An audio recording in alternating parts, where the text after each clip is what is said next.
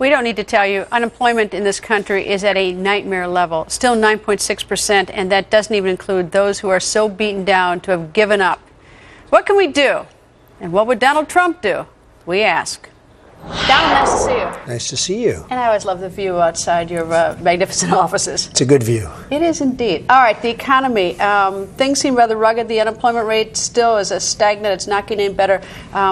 If you were advising the president, what would you tell him to do? Well, obviously the word is jobs, but how do you get the jobs? And I hear so many people talking about so many different things. The problem is our jobs have left this country. We're making our products in China. We're making our products in other places. And what the politicians have done to this country, I mean, they should just be ashamed of themselves. And the other day I was watching 60 Minutes, and I see a company, a place, Newton, Iowa, beautiful place, beautiful people, and they lost Maytag. And where did the jobs go? It went to Mexico. Most of the jobs went to Mexico. And I'm saying to myself, isn't that a shame? Here they have this beautiful community with these incredible people, and the jobs went to Mexico.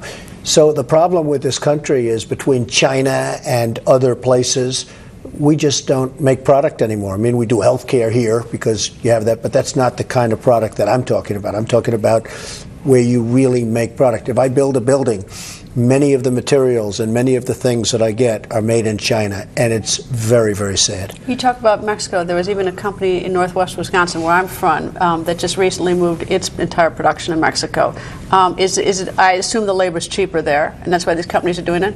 Well, I think they get incentives from our government to move to, NAFTA, whether people like it or don't like it. Give me a break. You look at what's happened where New England in particular, I mean, they've been wiped out where people have just gone to Mexico. But not only that, it's not only Mexico, it's China to me. I mean, there's so many products. I see it because I'm a big buyer of things, whether it's windows or pipes or lots of different things, because I build buildings. And so much of the product, glass, curtain walls, so much of the product is made in China. We are rebuilding China. Our economy is just getting killed.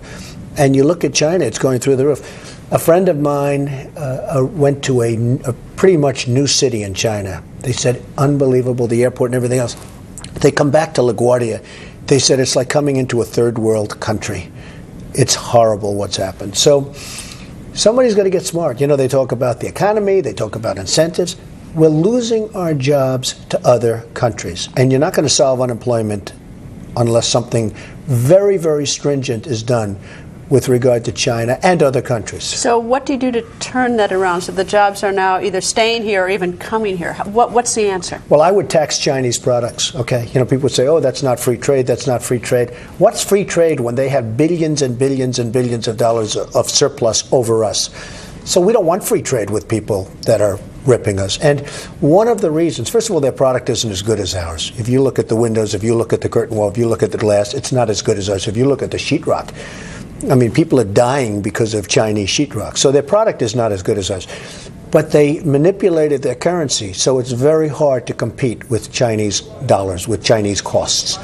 And what happens is the dollar versus Chinese currency is just not competitive. So when somebody comes in with a curtain wall for a big office building, and if they're buying from China, it's very hard to compete with that price. The quality we have better, but you can't, they just have manipulated their currency to such a point. So what I would do is I would tax, like 25% tax.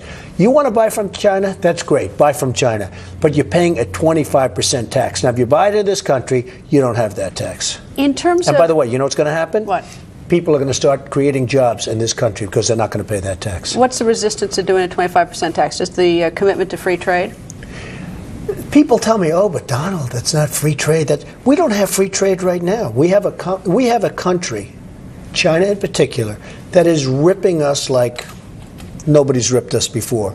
And we are rebuilding China. Our economy is our country is so big in terms of what we buy, that we are rebuilding China. And in 10 years to 12 years, China will have a bigger economy than us, which was unthinkable 5 years ago. Now, we have so much more with Donald Trump, and you're going to see it on tomorrow night's show, including whether he plans to run for president of the United States.